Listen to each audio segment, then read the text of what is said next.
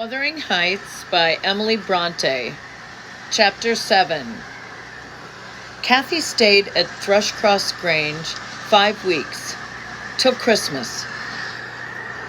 By that time, her ankle was thoroughly cured, and her manners much improved.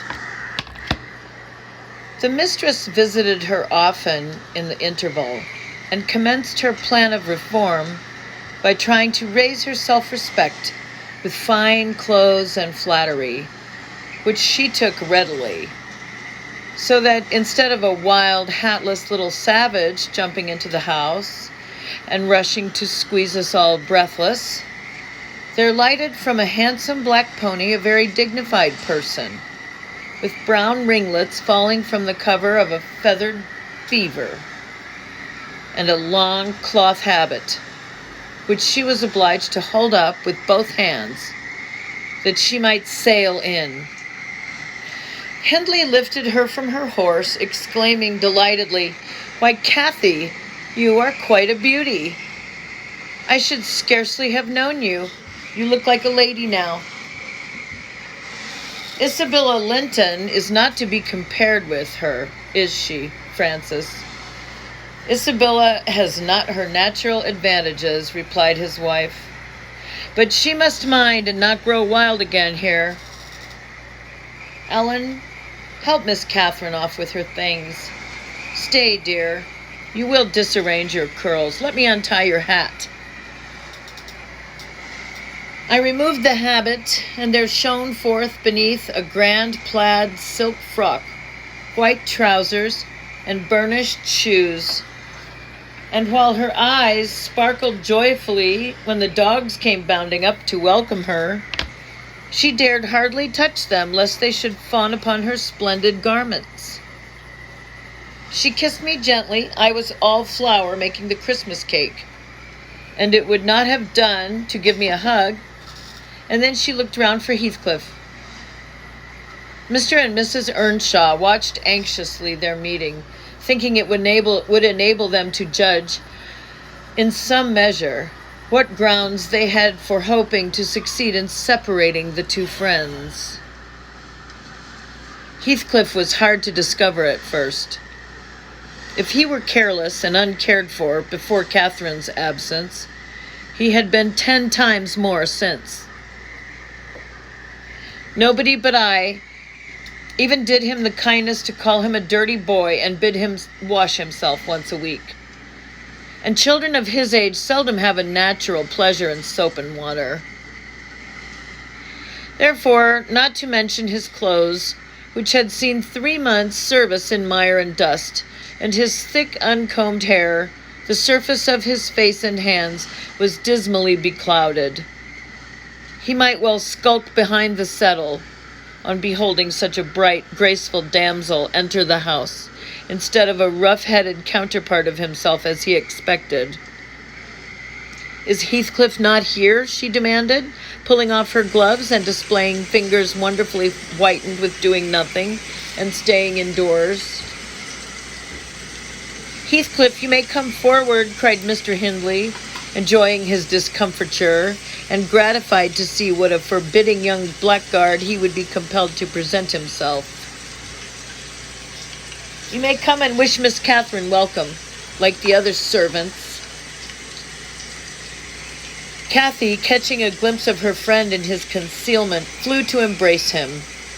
She bestowed 7 or 8 kisses on his cheek within the second, and then stopped, and drawing back, burst into a laugh, exclaiming, "Why, how very black and cross you look, and how funny and grim." "But that's because I'm used to Edgar and Isabella Linton. Well, Heathcliff, have you forgotten me?"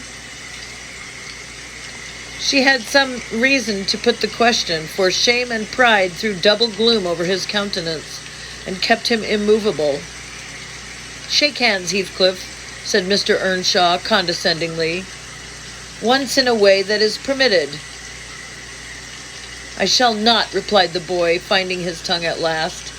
"I shall not stand to be laughed at. I shall not bear it." And he would have broken from the circle, but Miss Cathy seized him again. "I did not mean to laugh at you," she said. "I could not hinder myself, Heathcliff. Shake hands at least. What are you so sulky for? It was only that you looked so odd. If you wash your face and brush your hair, it will be all right, but you are so dirty. She gazed concernedly at the dusky fingers she held in her own, and also at her dress, which she feared had gained no embellishment from its contact with his. You needn't have touched me, he answered, following her eyes and snatching away his hand. I shall be as dirty as I please, and I like to be dirty, and I will be dirty. With that, he dashed head foremost out of the room, amid the merriment of the master and mistress, and to the serious disturbance of Catherine, who could not comprehend how her remarks should have produced such an exhibition of bad temper. After playing lady's maid to the newcomer and putting my cakes in the oven and making the house and kitchen cheerful with great fires, befitting Christmas Eve, I prepared to sit down and amuse myself with singing carols all alone.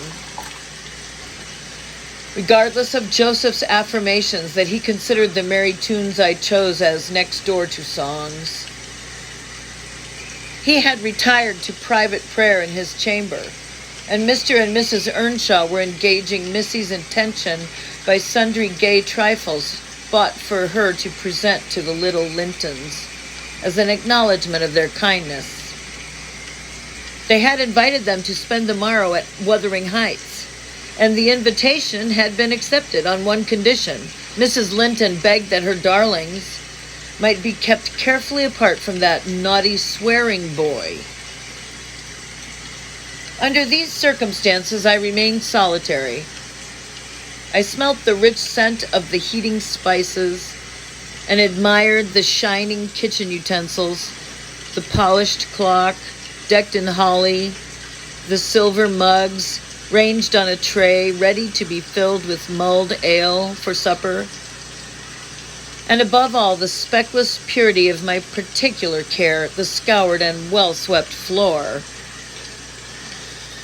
I gave due inward applause to every object, and then I remembered how old Earnshaw used to come in when all was tidied and call me a cant lass, and slip a shilling into my hand as a Christmas box, and from that I went on to think of his fondness for Heathcliff, and his dread lest he should suffer neglect after death had removed him.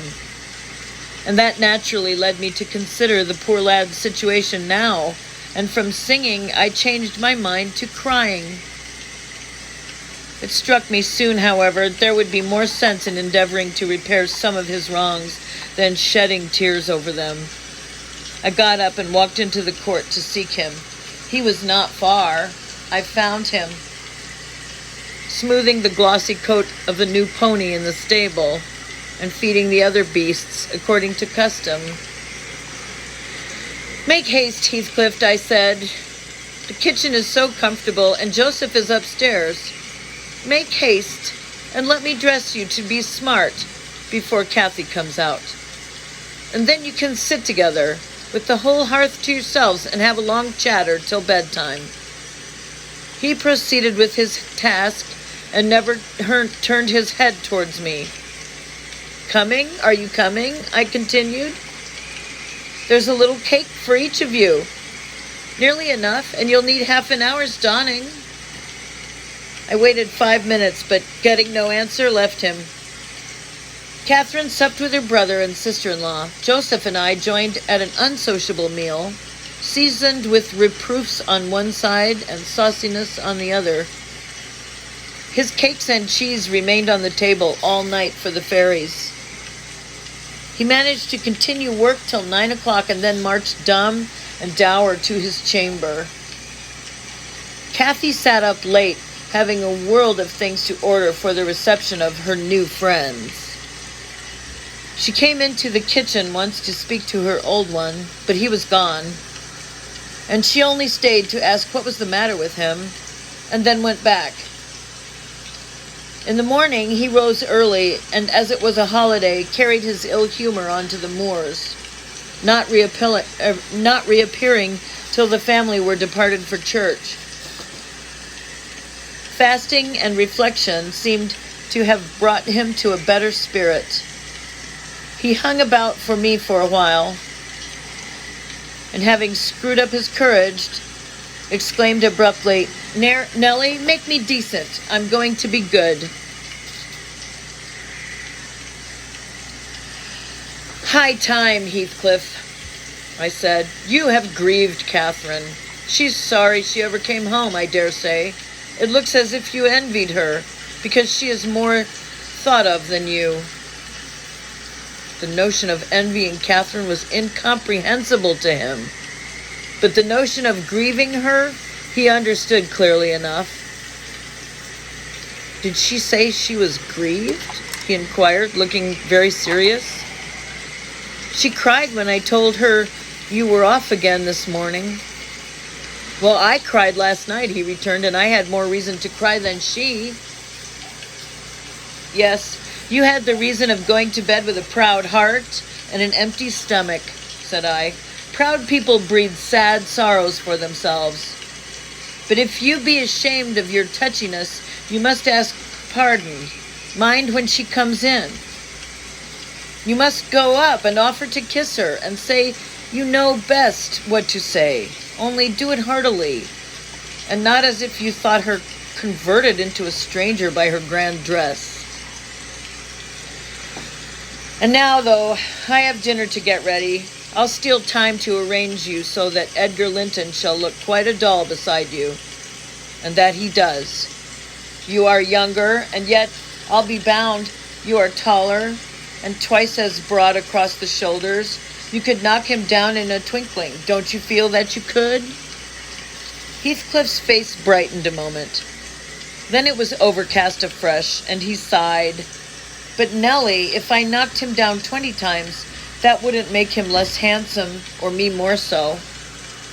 I wish I had light hair and a fair skin, and was dressed and behaved as well, and had a chance of being as rich as he will be. And cried for Mama at every turn, I added, and trembled if a country lad heaved his fist against you and sat at home all day for a shower of rain. Oh, Heathcliff, you are showing a poor spirit. Come to the glass, and I'll let you see what you should wish. Do you mark those 2 lines between your eyes? And those thick brows that instead of rising arch sink in the middle?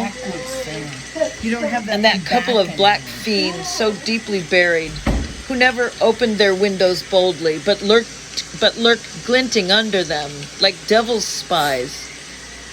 Wish and learn to smooth away the surly wrinkles, to raise your lids frankly, and change the fiends to confident little angels, suspecting and doubting nothing, and always seeing friends where they are not sure of foes. Don't get the expression of a vicious cur that appears to know the kicks it gets are its dessert, and yet hates all the world, as well as the kicker, for what it suffers. In other words, I must wish for Edgar Linton's great blue eyes and even forehead, he replied. I do, and that won't help me to them. A good heart will help you to a bonny face, my lad, I continued. If you were a regular black, and a bad one will turn the bonniest into something worse than ugly. And now that we've done washing and combing and sulking, tell me whether you don't think yourself rather handsome. I'll tell you I do. You're fit for a prince in disguise. Who knows but your father was emperor of China and your mother an Indian queen, each of them able to buy up with 1 week's income Wuthering Heights and Thrushcross Grange together. And you were kidnapped by wicked sailors and brought to England.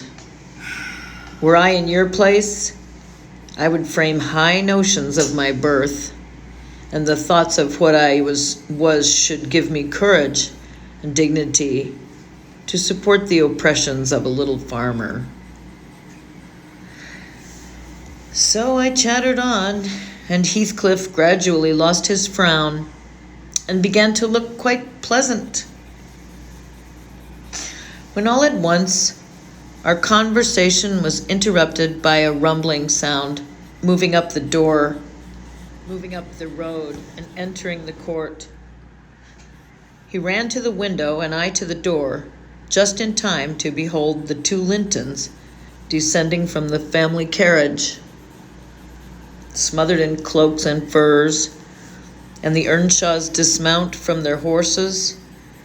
They often rode to church in winter.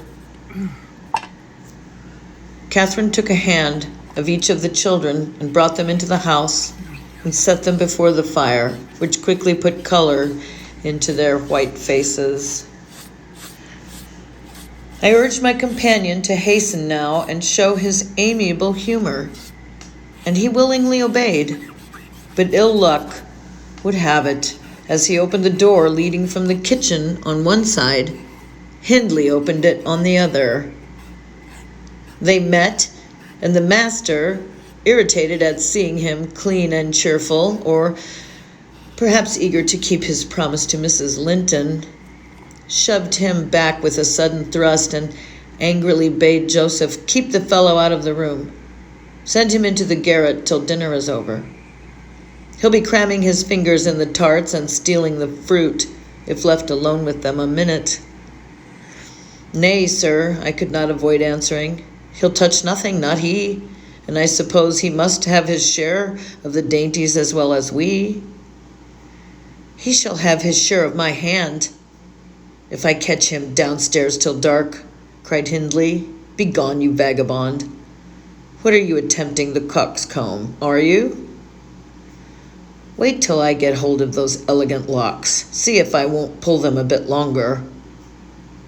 They are long enough already, observed Mr. Linton, peeping from the doorway. I wonder they don't make his head ache. It's like a colt's mane over his eyes. He ventured this remark without any intention to insult.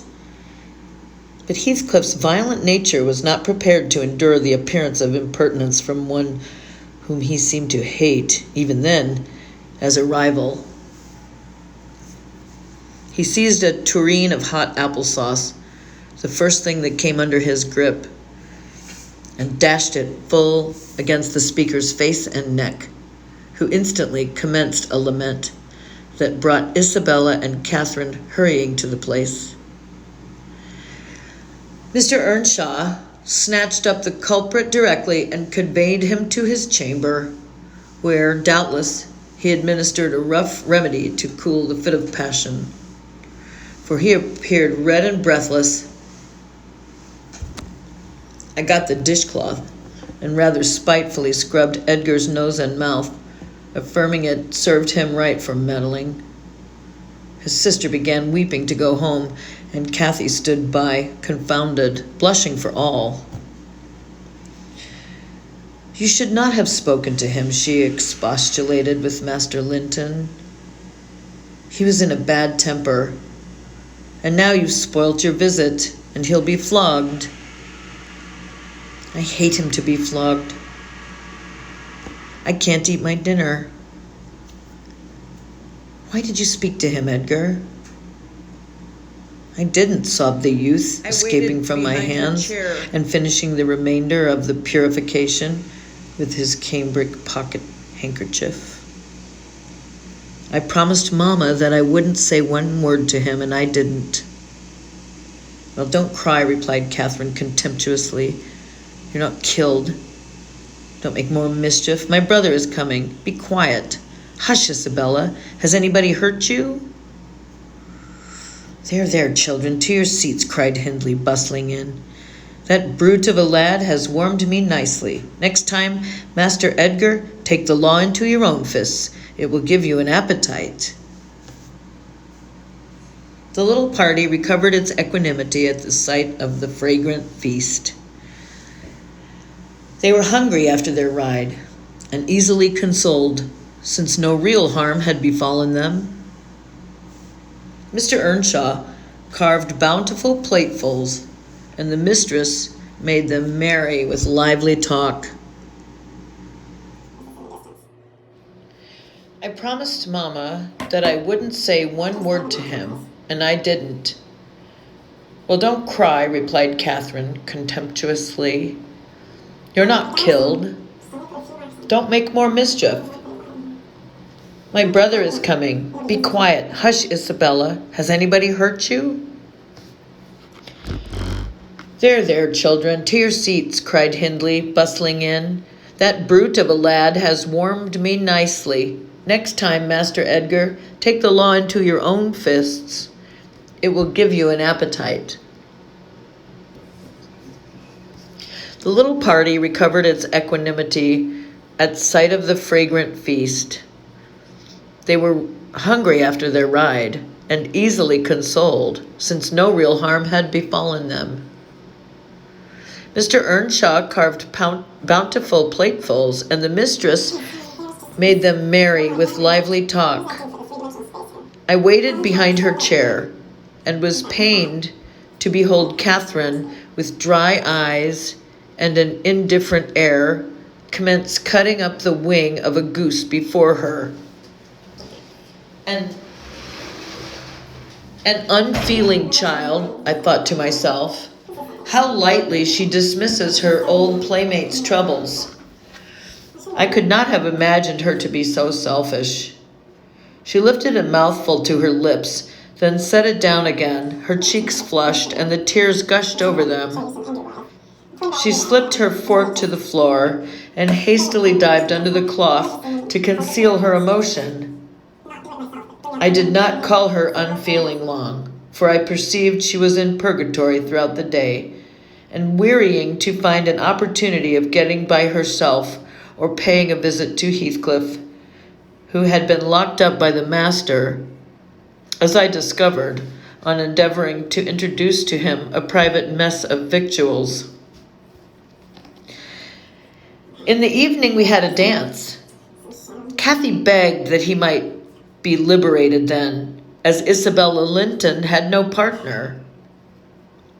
Her entreaties were in vain, and I was appointed to supply the deficiency. We got rid of all gloom in the excitement of the exercise, and our pleasure was increased by the arrival of the Gimmerton band. Mustering 15 strong, a trumpet, a trombone, clarionets, bassoons, French horns, and a bass viol besides singers. They go the rounds of all the respectable houses and receive contributions every Christmas, and we esteemed it a first-rate treat to hear them. After the usual carols had been sung, we set them to song and glees. Mr. Earnshaw loved the music, and so they gave us plenty. Catherine loved it too, but she said it sounded sweetest at the top of the steps, and she went up in the dark. I followed. They shut the house door below, never noting our absence. It was so full of people. She made no stay at the stairs' head, but mounted farther to the garret where Heathcliff was confined, and called him. He stubbornly declined answering for a while. She persevered, and finally persuaded him to hold communion with her through the boards. I let the poor things converse unmolested, till I supposed the songs were going to cease, and the singers to get some refreshment. Then I clambered up the ladder to warn her. Instead of finding her outside, I heard her voice within. The little monkey had crept by the skylight of one garret along the roof into the skylight of the other, and it was with the utmost difficulty I could coax her out again. When she did come, Heathcliff came with her, and she insisted that I should take him into the kitchen, as my fellow servant had gone to a neighbor's to be removed from the sound of our devil's psalmody, as it pleased him to call it. I told them I intended by no means to encourage their tricks, but as the prisoner had never broken his fast since yesterday's dinner, I would wink at his cheating Mr. Hindley that once. He went down. I set him a stool by the fire and offered him a quantity of good things, but he was sick and could eat little, and my attempts to entertain him were thrown away. He leant his 2 elbows on his knees and his chin on his hands and remained wrapped in dumb meditation. On my inquiring the subject of his thoughts, he answered gravely, "I'm trying to settle how I shall pay Hindley back. I don't care how long I wait, if I can only do it at last. I hope he will not die before I do."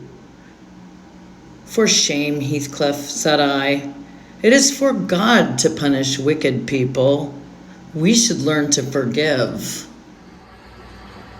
"No, God won't have the satisfaction that I shall," he returned. "I only wish I knew the best way. Let me alone and I'll plan it out. While I'm thinking of that, I don't feel pain." "But Mr. Lockwood, I forget these tales cannot divert you. I'm annoyed how I should dream of chattering on at such a rate. And your gruel cold and you nodding for bed. I could have told Heathcliff's history, all that you need hear, in 6 words." Thus interrupting herself, the housekeeper rose and proceeded to lay aside her sewing, and I felt incapable of moving from the hearth. And I was very far from nodding. "Sit still, Mrs. Dean," I cried. "Do sit still another half hour. You've done just right to tell the story leisurely. That is the method I like, and you must finish it in the same style. I am interested in every character you have mentioned, more or less." "The clock is on the stroke of 11, sir." "No matter. I am not accustomed to go to bed in the long hours. 1 or 2 is early enough for a person who lies till 10. "You shouldn't lie till 10. That's the very prime of the morning, gone long before that time. A person who has not done 1/2 his day's work by 10 o'clock runs a chance of leaving the other half undone. Nevertheless, Mrs. Dean, resume your chair, because tomorrow I intend lengthening the night till afternoon. I prognosticate for myself an obstinate cold, at least." "I hope not, sir. Well, you must allow me to leap over some 3 years during that space. Mrs. Earnshaw—" No, I'll allow nothing of the sort. Are you acquainted with the mood of mind in which, if you were seated alone and the cat licking its kitten on the rug before you, you would watch the operation so intently that puss's neglect of one ear would put you seriously out of temper? A terribly lazy mood, I should say. On the contrary, a tiresomely active one. It is mine at present, and therefore continue minutely. I perceive that people in these regions acquire over people in towns the value that a spider in a dungeon does over a spider in a cottage, to their various occupants, and yet the deepened attraction is not entirely owing to the situation of the onlooker. They do live more in earnest, more in themselves, and less in surface, change, and frivolous external things. I could fancy a love for life here almost possible, and I was a fixed unbeliever in any love of a year's standing. One state resembles setting a hungry man down to a single dish on which he may concentrate his entire appetite and do it justice. The other, introducing him to a table laid out by French cooks, he can perhaps extract as much enjoyment from the whole, but each part is a mere atom in his regard and remembrance. Oh, here we are the same as anywhere else. When you get to know us," observed Mrs. Dean, somewhat puzzled at my speech. "Excuse me," I responded. "You, my good friend, are a striking evidence against that assertion. Excepting a few provincialisms of slight consequence, you have no marks of the manners which I am habituated to consider as peculiar to your class. I am sure you have thought a great deal more than the generality of servants think. You have been compelled to cultivate your reflective faculties for want of occasions for frittering your life away in silly trifles." Mrs. Dean laughed. I certainly esteem myself a steady, reasonable kind of body, she said. Not exactly from living among the hills and seeing one set of faces and one set of series of actions from year's end to year's end. But I have undergone sharp discipline, which has taught me wisdom. And then I have read more than you would fancy, Mr. Lockwood. You could not open a book in this library that I have not looked into and got something out of also, unless it be that range of Greek and Latin, and that of French, and those I know one from another, as it is as much as you can expect of a poor man's daughter. However, if I am to follow my story in true gossip's fashion, I had better go on, and instead of leaping 3 years, I will be content to pass the next summer, the summer of 1778. That is nearly 23 years ago. End of chapter 7.